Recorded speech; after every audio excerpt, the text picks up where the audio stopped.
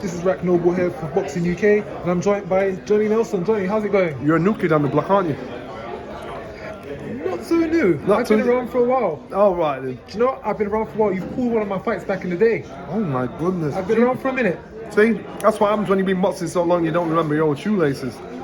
I'm sure you've seen a lot of faces, but introduce myself, I'm Rakim, and you'll be seeing me a lot around today. All right, okay. So we're here, deja vu, we're doing it all over again. How's it feel to be back promoting the same event from a month ago? Party's back on again, which is nice. I was gutted when you got pulled the last time. Like the fighters were, and like the fans were. Now they're back on. I think a lot of questions will be answered. We'll find out who's the boss and who isn't the boss. So I'm looking forward to it. This should be a good night. As a fighter yourself, how would you deal with something like this? A delay in the fight, a delayed schedule. How do you find yourself motivated to get yourself back up for the event that was where you were so close to being in? It's hard, especially if you're struggling to make the weight. It'd be very hard. And I always say the problem is, your problem is overtraining is more dangerous than undertraining. Undertraining, you've always got something to dig out. Overtraining, you've got nothing left. So that delay might have an effect on certain winners and losers on Saturday night. So just going into the fights, the two main events, Alicia Baumgartner, Michaela Mayer, that could be a main event anywhere in the world as it is. How do you see that fight going, and who do you think has got the edge of seeing that press conference? I think that's a wicked fight. You've got a puncher and a banger. You've got one fighter that believes that she is top dog. You've got another hungry fighter that can punch. That shows no respect in Bangama. That shows no respect to say, you know what, I'm telling what you've got. That's easy the easiest mistake for anybody to do is underestimate and disrespect the fighter in front of you.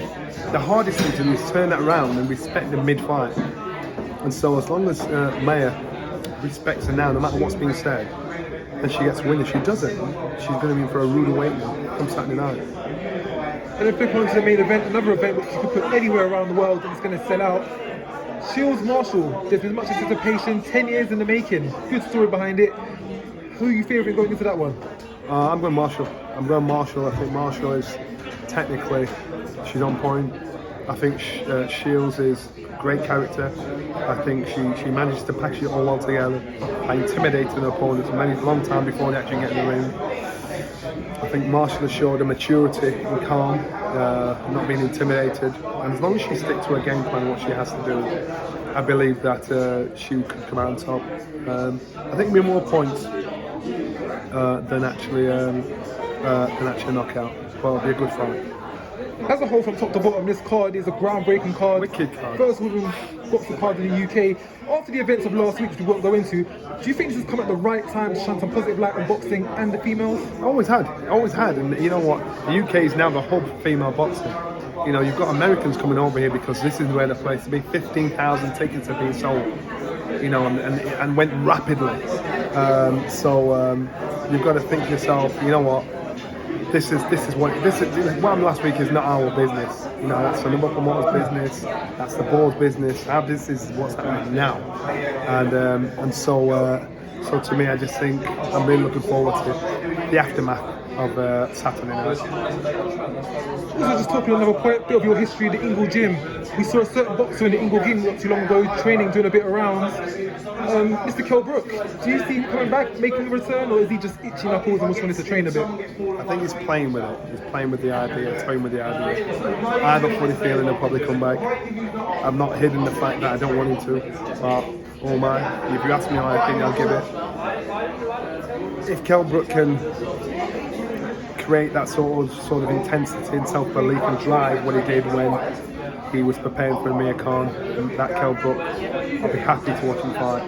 But if he can't conjure up that kind of fire in his belly, I'll watch it obviously, but that's where I'd worry and think, come on man, why are you doing it? And just lastly, talking of the big boys of the division, the big boys of the game, Chisora Fury 3 is likely to be announced for the 3rd of December. What are your thoughts on that, and is it a fight you can get yourself up for? Has nobody learnt their lesson? Let's wait till it's back first. You know, so many things have been said. It could be him, could be her, it could be, I'm not fighting, I want half the bill, I'm going to fight X, Y, Z. Let's learn our lesson, and let's just wait before we comment on it and get giddy and excited about it. I've learnt my lesson, and so I just think, because it basically means what the Tyson Fury says, you're going to get getting stupid about it. You're going to get to a point where you're thinking, damn it. I'm probably at that point. When the fight happens, I'll watch it. But until it's done, and I ain't getting giddy and get excited about it. One thing that we can almost be sure of, about 90%, Joshua and Fury will both fight in December. Is that good for British boxing, having two of the biggest names fighting within the same month and bringing eyes speculation to the sport in a close proximity of time? But you know what? The closest it's going to get, because I don't think they'll ever fight now. I think if there was ever a chance for those two to fight, it was now. So in regards to if Joshua boxes there, Fury boxes there, you'll watch. If you're a fight fan, you'll watch. Of course, you'll watch. But I think the chances of it happening, of them two fighting each other, so slim that it's untrue. This is the best chance they had to fight each other. We can't get them fighting on the same night. We'll get them fighting in the same month, and that's something the fans have got something to cheer about. Yeah, if you're a boxing fan, why would you be upset? You're still seeing what you want to see. So it's all good for everybody. Thank you for your time, Johnny, and we'll catch up on the flip side. Thank you very much. Thank you.